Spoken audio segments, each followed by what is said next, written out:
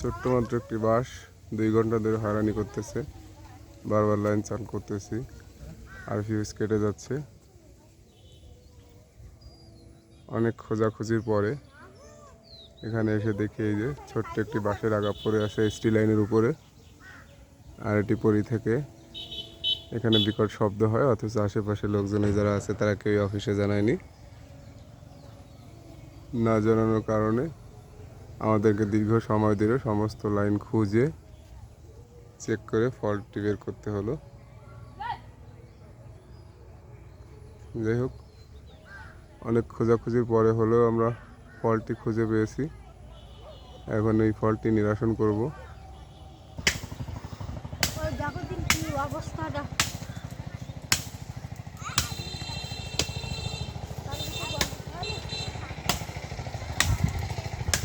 বাঁশ কাটা প্রায় শেষের পথে।